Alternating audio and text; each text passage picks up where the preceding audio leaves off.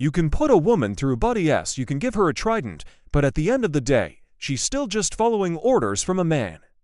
And if you ask me, she's probably getting someone killed. The words, slick with condensation from the bourbon glass he was holding, hung in the cigar-choked air of the penthouse suite. Senator Thompson smirked, leaning back in his leather chair like a king on a throne of smoke and arrogance. The clinking of poker chips was the only applause he needed. Across the table, retired Admiral Hayes, a man whose uniform used to be as starched as his opinions, nodded slowly. His face, a roadmap of old battles and older prejudices, was grim.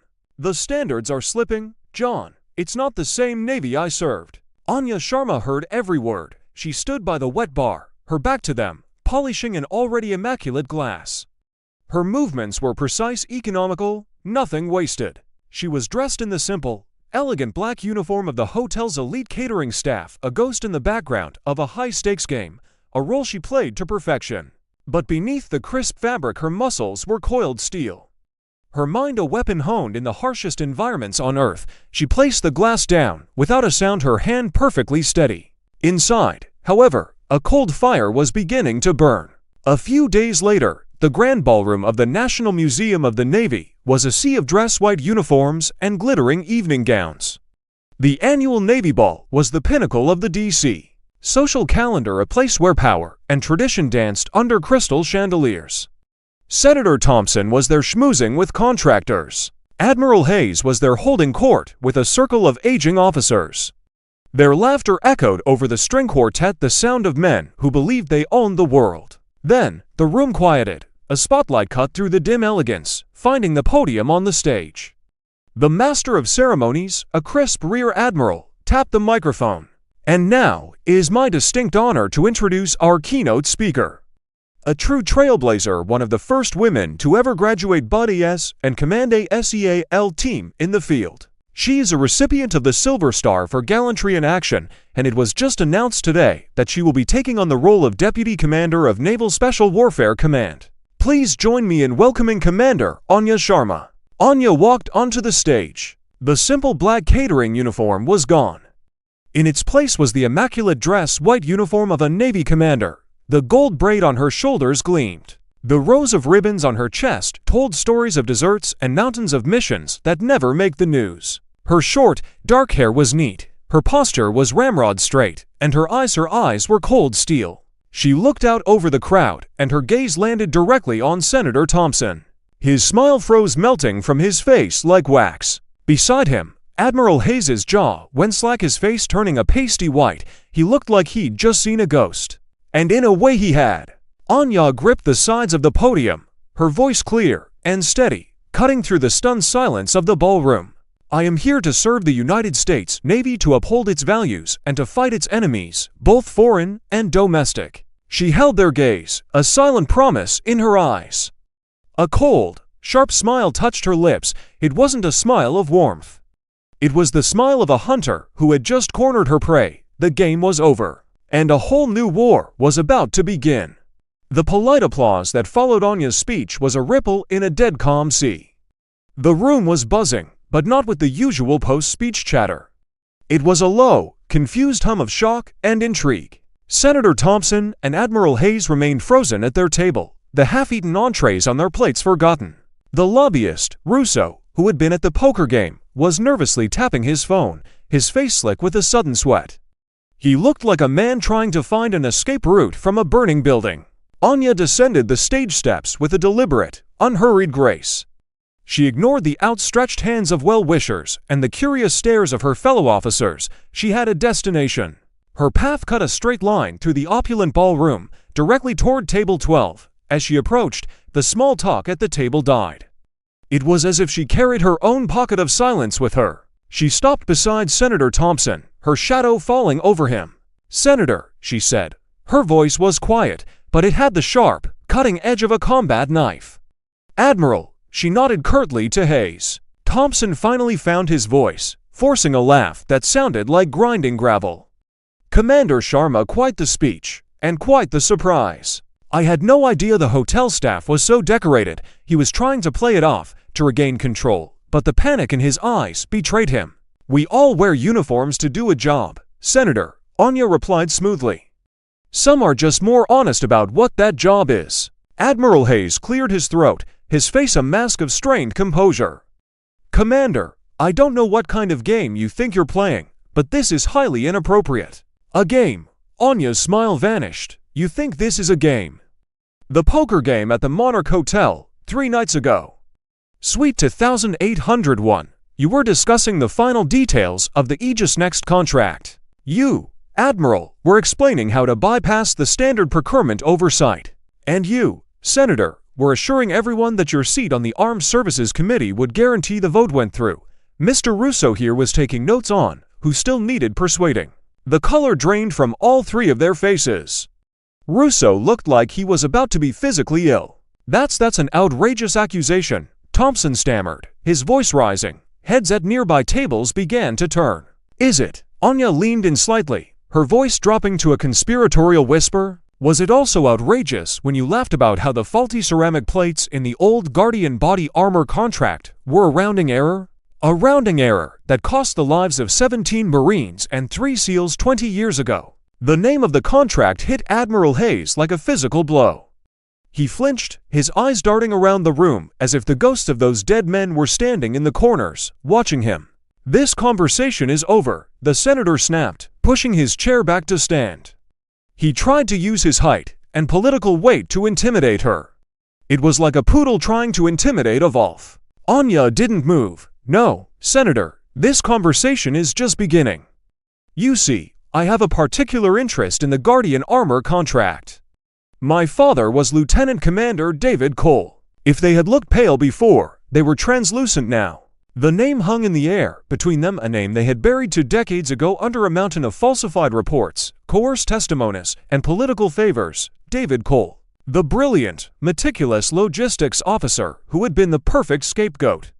The man who tried to blow the whistle and had his career, his honor, and ultimately his life, destroyed for it. You're your father, Hayes whispered, the words catching in his throat. Yes, my father, Anya said, her voice now filled with a cold, righteous fury that had been simmering for 20 years. The man you all sacrificed to cover your tracks. The man you labeled a traitor so you could get your kickbacks and promotions. You thought you buried him. You thought you buried the truth. She stood up to her full height, her presence seeming to fill the space around them. You should know, she said, her voice returning to a calm, professional tone that was somehow more terrifying than her anger. SEALs are very, very good at digging things up. She turned without another word and walked away, leaving the 3 men sitting in the wreckage of their evening, the ruins of their carefully constructed lives crumbling around them. The string quartet began to play again, a cheerful, oblivious tune that sounded, to them, like a funeral dirge. Anya didn't go back to the head table. She walked straight out of the ballroom, into the cool D.C. night. The first part of her mission was complete. The enemy had been engaged. Now, the real battle would begin. She knew they wouldn't go down quietly. They were powerful, connected, and cornered. And a cornered animal is the most dangerous kind. The counterattack came faster and more viciously than Anya had anticipated. It wasn't a frontal assault, it was an insurgency, fought in the shadowy corridors of Washington, D.C. and the anonymous, brutal landscape of the internet. 2 days after the Navy ball, an article appeared on the website of a hyper-partisan news outlet known for its close ties to Senator Thompson. The headline was explosive: Vengeful SEAL Commander Abuses Power in Personal Vendetta. The article, quoting anonymous high-level Pentagon sources, painted a devastating picture. It portrayed Anya as an unstable, emotionally compromised officer, obsessed with a 2-decade-old case involving her disgraced father. It claimed she was using the vast resources of Naval Special Warfare Command and NCIS to harass a decorated war hero, Admiral Hayes, and a respected public servant, Senator Thompson. The piece cleverly twisted the facts, suggesting her father, David Cole, was indeed guilty of negligence in the Guardian body armor scandal, and that Anya's entire career had been a calculated climb to a position where she could exact revenge. The story spread like wildfire. It was picked up by cable news channels, discussed endlessly on talk radio, and dissected on social media. Anya's photograph was everywhere, next to pictures of her father. Her Silver Star heroism was reframed as reckless endangerment. Her groundbreaking career was depicted as a symptom of woke military policy. Her enemies were masterfully using the very system of public opinion against her. The fallout within the Navy was immediate and severe. The institution, pathologically allergic to bad press, went into lockdown. Anya was summoned to the Pentagon, to an office on the E-ring with a view that stretched for miles, a view she couldn't appreciate. She stood at attention before the Vice Chief of Naval Operations, a man with 4 stars on his shoulders and the weight of the entire Navy on his back. He didn't look pleased. "Commander Sharma," the VCNO began, his voice devoid of warmth.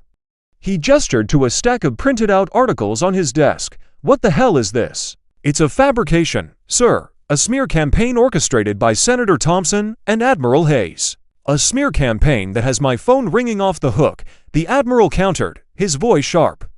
"The Secretary of Defense has called me twice. The White House wants to know why a SEAL commander is apparently running a rogue investigation against a sitting U.S. Senator. The optics on this, Commander, are catastrophic. With all due respect, sir, the optics of corruption are worse. They're trying to push through a new defense contract, Aegis Next, using the same corrupt playbook they used 20 years ago." Your father's case was closed 20 years ago," the Admiral snapped, his patience gone. "Officially, he was found responsible. End of story. Whether that's the truth or not is irrelevant at this point. What is relevant is the integrity and public image of this Navy." Anya felt a cold dread creep into her stomach. She saw where this was going. "Sir, I have evidence. NCIS has been building a case. The NCIS investigation is to be placed on administrative hold, effective immediately," the Admiral said, his words like shots of ice. "All files are to be sealed. Is that understood?" Anya's jaw tightened, "Sir." "And you, Commander," he continued, looking at her with something that might have been pity, but felt more like disappointment. "Your new post as Deputy Commander is suspended, indefinitely. You're being placed on administrative leave pending a formal inquiry into your conduct. You'll turn over your credentials and report to Naval Base Coronado. You are not to have any contact with anyone involved in this case. You are, for all intents and purposes, sidelined." The words hit her harder than any physical blow. Sidelined, suspended, her career, the one she had dedicated her entire life to, the one she had bled for, was being dismantled in a matter of minutes. She was being punished for telling the truth. The system wasn't just broken, it was actively protecting the corrupt. "Am I clear, Commander?" the VCNO asked, his voice softening slightly. "Crystal, sir," Anya said, her own voice a hollow echo. She saluted, turned on her heel, and walked out of the office. The long, sterile corridor of the Pentagon felt like the loneliest place in the world. Her enemies hadn't just fought back, they had won. They had turned her own institution against her, using its rigid structure and fear of scandal as a weapon. She was isolated, silenced, and professionally neutered. As she walked out into the hazy Virginia afternoon, stripped of her command and her purpose, a profound sense of hopelessness washed over her. For the first time since the darkest days of her SEAL training, she felt utterly and completely defeated. She had flown back to her childhood home in Coronado, California, the sleepy beach town that served as the heart of the West Coast SEAL community. The house was just a few blocks from the naval base, a small, sun-faded bungalow filled with ghosts. The air in the Coronado house was stale, thick with the scent of dust and memory. Anya walked through the familiar rooms like a stranger. This was where her father had spent his last years, a ghost in his own life, dishonorably discharged and shunned by the community he had served for 2 decades. The silence in the house was a heavy blanket, amplifying the roar of her own failure. Her career was in ruins. The investigation was dead. The men who destroyed her father were celebrating their victory in Washington, D.C., their reputations not just intact, but enhanced by their portrayal as victims of a rogue officer. For days, Anya drifted. She ran on the beach until her lungs burned, swam in the cold Pacific until her limbs were numb, trying to exhaust the anger and despair that churned inside her. But it was always there, waiting for her when she stopped. One afternoon, defeated, she found herself in the garage, a cluttered space filled with the detritus of her father's life. Old tools, fishing gear, boxes of Navy memorabilia he could never bring himself to throw away. Her eyes landed on his old footlocker, a standard-issue green metal chest, stenciled with his name, LT, CMDR, deep coal. It sat in the corner, a silent monument to a stolen legacy. She hadn't opened it in years. With a sigh, she knelt and unlatched the rusty clasps. The lid creaked open, releasing the faint, familiar smell of canvas, salt, and old paper. Inside were the relics of his career, his neatly folded dress whites, now yellowed with age. Photographs of him as a young officer, his smile bright and full of promise. Service medals, carefully arranged in a velvet box. It was a time capsule of a life of honor, a life that had been erased by a lie. Anya sifted through the contents, a fresh wave of grief washing over her. There was nothing here, just memories, just pain. She was about to close the lid when her fingers brushed against something rough on the bottom. The liner, it was just a standard piece of pressed wood. But as she ran her hand over it, she felt it. A slight unevenness near the edge, a seam that shouldn't be there. Her heart began to beat a little faster. Her father had been a logistics officer, yes, but he was also a man who had gone through SEER school. He was meticulous, paranoid, and brilliant at hiding things in plain sight. Using a screwdriver from his old toolkit, she carefully pried at the edge of the liner. It resisted, then gave way with a soft crack. Beneath it was a shallow, hollow space, a false bottom. And inside that space, nestled in a bed of yellowed cotton, were two items. The first was a small, leather-bound journal. His handwriting filled the pages, precise and neat, even as the words described his descent into despair. Anya read about his frantic attempts to prove his innocence, the doors slammed in his face, the colleagues who turned their backs on him. But then, near the end, the tone changed. It became less about despair and more about investigation. He had started his own quiet war. He wrote about late-night phone calls, about tracking financial records, about connecting the dots that no one else wanted to see. The second item was what made Anya's breath catch in her throat. It was his old Zippo lighter, the one he had carried everywhere. It felt light in her hand, too light. She flicked it open. The flint and wick were gone. In their place, fitted perfectly into the casing, was a tiny, concealed micro SD card. Her hands trembled as she raced inside, found an old card reader, and plugged it into her laptop, the machine Word. A single folder appeared on the screen, named simply, Insurance. She clicked it open. It was all there. Her father, the logistics genius, had compiled the entire conspiracy. There were the original, unaltered procurement manifests for the Guardian body armor, showing they had failed initial testing. There were scanned copies of secret bank ledgers, tracing kickback payments from the defense contractor, Titan Defense, to offshore accounts linked to Russo and a shell corporation owned by Admiral Hayes' brother-in-law. And then there was the final file, an audio file. Labeled Hayes_RUSSO_call. Anya put on her headphones, her heart pounding against her ribs. She clicked play. The audio was crackly, clearly recorded over a phone line to decades ago, but the voices were unmistakable. A younger Admiral Hayes and a younger, cockier Russo. The committee is getting nervous about the test failures, Russo's voice said. We need to bury this, and we need to do it now. I have a solution, Hayes' voice replied, cold and clinical. There's a lieutenant commander in my department, Cole. He's smart, meticulous to meticulous. He's been asking questions. We can make it look like he fudged the reports to push the procurement through. His signature is on half the documents already. It's the perfect frame. Can you make it stick? Russo asked. Leave it to me, Hayes said. Cole's career is over. He'll be the fall guy. Titan Defense gets its contract, we get our payday, and the whole thing disappears. The recording ended. Anya took off the headphones, the silence of the room roaring in her ears. Tears streamed down her face, but they weren't tears of sadness, they were tears of vindication, of fury, of absolution. Her father hadn't just been innocent. He had solved his own murder. He had left her a weapon. A weapon that couldn't be silenced by a smear campaign or buried by a Pentagon directive. He had given her the truth, raw and irrefutable. And now, she knew exactly what to do with it. She wasn't sidelined anymore. She was rearmed. Anya knew she couldn't take this evidence through official Navy channels.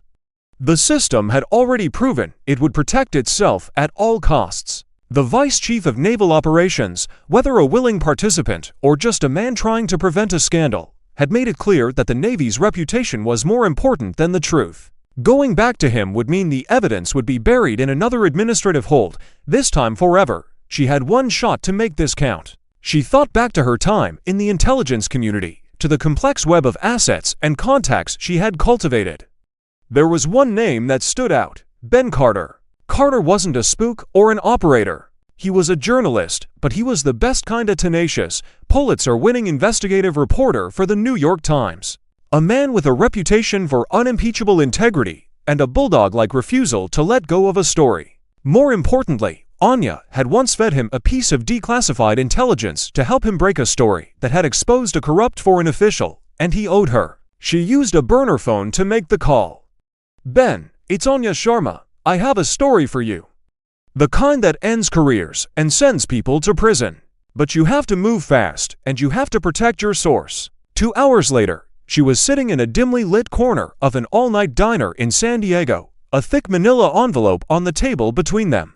She watched as Carter, his eyes sharp and focused, put the micro SD card into a small, encrypted laptop. He read her father's journal, his expression growing grimmer with every page. Then, he put on a pair of earbuds and listened to the audio file. When he took the earbuds out, he was silent for a full minute. He just looked at Anya, his face a mixture of shock and awe. "My God, Commander," he whispered, this is dynamite. This isn't just a story about corruption. This is about the soul of the military. Can you run it?" Anya asked, her voice tight. "Run it." Carter let out a short, sharp laugh. "I'm going to run this on the front page, above the fold. This is the biggest story of my career. But you understand what happens when I do, right?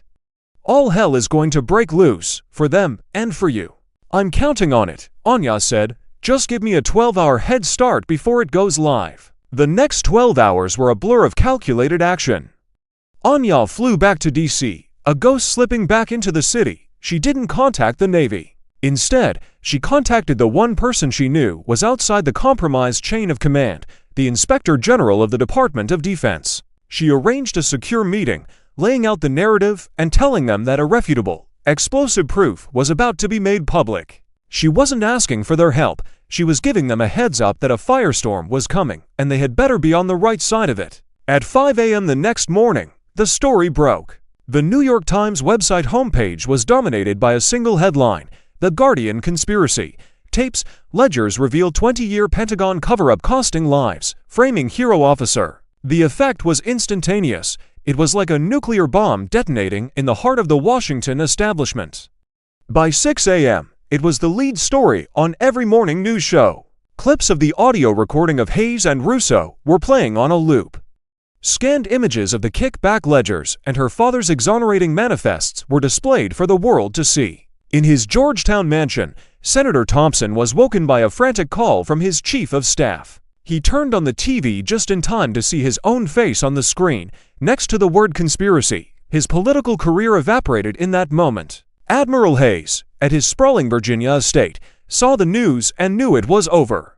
The carefully constructed life of a respected elder statesman crumbled into dust. He didn't even bother to answer the dozens of calls flooding his phone. The Department of Justice, spurred into action by the public outcry and the Dodd Inspector General's briefing, moved with unprecedented speed. By noon, federal agents were at the doors of Thompson, Hayes, and Russo. The images of these powerful men being led away in handcuffs, their faces ashen, were broadcast live across the nation. The Pentagon was in chaos. Anya, watching the news from a nondescript hotel room, received a call.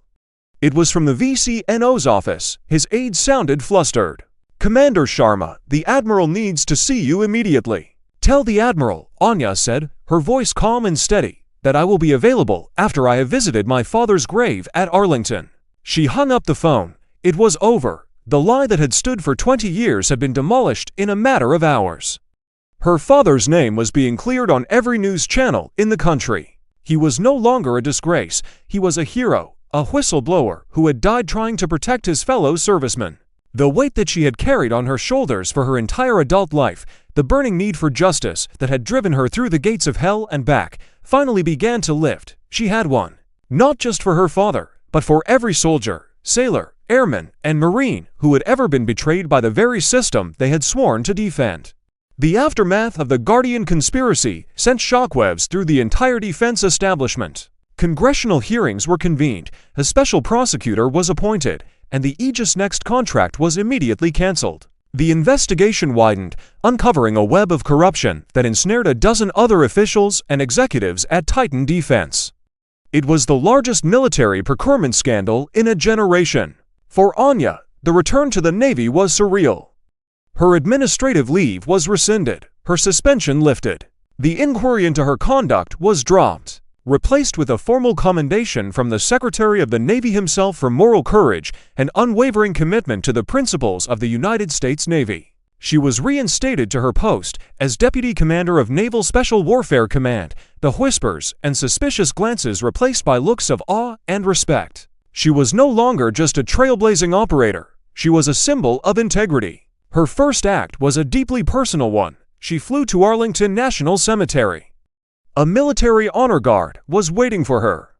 With full honors, a new headstone was placed on her father's grave. The old one, marking the resting place of a dishonorably discharged officer, was removed. The new one read, Lieutenant Commander David M. Cole, United States Navy, Navy Cross. He had been posthumously awarded the Navy's second highest honor for his actions in trying to expose the corruption that endangered the lives of his fellow service members. His full rank and benefits were restored. Standing before the gleaming white stone, Anya felt a profound sense of peace settle over her for the first time in 20 years. "We did it, Dad," she whispered, tracing the newly carved letters of his name. "We did it." The trials of Thompson, Hayes, and Russo were swift.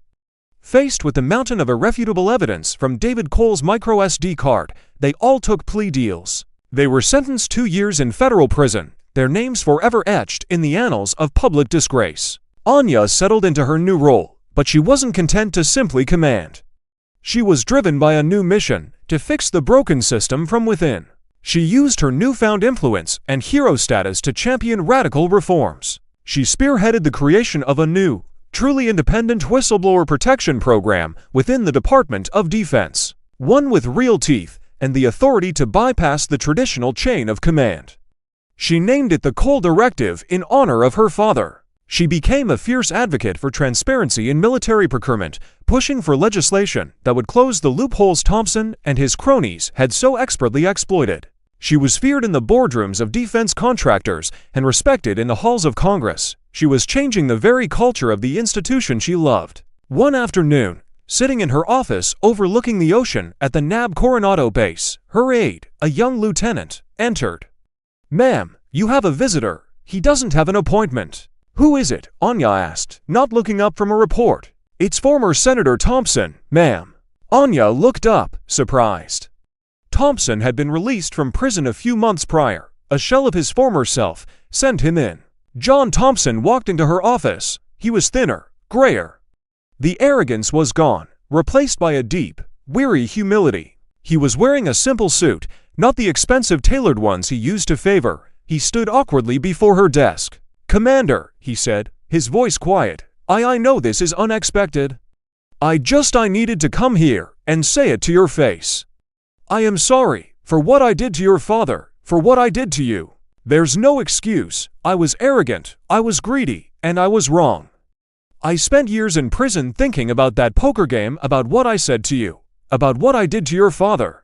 I just wanted you to hear it from me." Anya studied him for a long moment. She saw no deception in his eyes, only a profound and genuine regret. The rage she had carried for so long was gone, replaced by something else. "I hear you, Mr. Thompson," she said simply. "What you do now, with the rest of your life, that will be the real apology." He nodded slowly. "I know. Thank you for your time, Commander." He turned and left. Anya leaned back in her chair, the setting sun casting a golden glow across her office. The cycle of revenge was finally, truly broken. It wasn't about victory over her enemies anymore. It was about building something better from the ashes of their corruption. She had not only restored her father's honor, she had created a legacy for him that would protect countless others in the future. Her war was over, but her service was just beginning. 1 year later, the salt-laced wind whipped across the Bud A.S. training grounds in Coronado. The infamous grinder, the patch of asphalt where SEAL dreams are made and broken was lined with rows of freshly minted officers. It was graduation day for the newest class of Navy SEALs. They stood ramrod straight, their faces etched with the exhaustion and pride of surviving the world's most grueling military training. The guest speaker at the podium was not a grizzled old admiral or a politician. It was Captain Anya Sharma. She had been promoted, a testament to her leadership and the sweeping impact of her reforms. She stood before the new generation of warriors, her presence radiating a quiet, formidable authority. "They teach you how to fight here," she began, her voice carrying clearly over the sound of the nearby surf. "They teach you how to endure pain you never thought possible. They teach you how to be a weapon, but the most important lesson, the one that will define your career, is one you have to teach yourself. It's the lesson of moral courage." She paused, her eyes sweeping over the young faces before her. "There will come a day when you are asked to choose between what is easy and what is right. The order may come from a superior. The pressure may come from your peers. The temptation may come from within. To look the other way, to stay silent, to protect the system even when the system is wrong, that is the easy path. I am telling you today to choose the hard path. Choose the truth. The honor of this brotherhood, the integrity of the Navy, the trust of the nation we serve, is not maintained by blind obedience. It is forged in the fire of moral courage. It is upheld by individuals who are willing to stand up and say no when something is wrong, no matter the cost to themselves." She spoke of her father, not as a victim, but as the first warrior in a long battle for the soul of the Navy. She spoke of the Cole Directive, the shield now in place to protect those who dared to speak truth to power. As she concluded her speech, she announced the official launch of something new, the Lieutenant Commander David Cole Memorial Fund, a foundation, privately funded, dedicated to providing legal and financial support to military whistleblowers and their families. "Because no one," she said, her voice thick with emotion, "should ever have to stand alone when they are standing for what is right." The applause from the graduates and their families was thunderous, genuine, and heartfelt. After the ceremony, Anya walked away from the crowds, down to the edge of the beach, looking out at the vast, endless blue of the Pacific Ocean. The sun was setting, painting the sky in hues of orange and purple. She felt a sense of closure, so complete it was almost overwhelming. She had not just sought justice for one man. She had fundamentally changed the institution they both loved. She had honored her father not with vengeance, but by building a legacy of integrity that would long outlive them all. The ghosts of the past were finally at peace. Her story is a powerful reminder that the most difficult battles are not always fought on foreign soil against a uniformed enemy. Sometimes, the greatest acts of heroism happen far from the battlefield in the quiet, desperate fight for the truth. It's a reminder that one person, armed with courage and conviction, can indeed change the world. What part of Captain Sharma's incredible journey resonated with you the most? Was it her undercover bravery, her fight against the system, or her ultimate choice to build something positive from the pain of the past? Let us know your thoughts in the comments below. And if you were inspired by this story of incredible courage and integrity, make sure you hit that subscribe button and ring the notification bell. We have so many more powerful stories to share, and you won't want to miss a single one. Thank you for watching.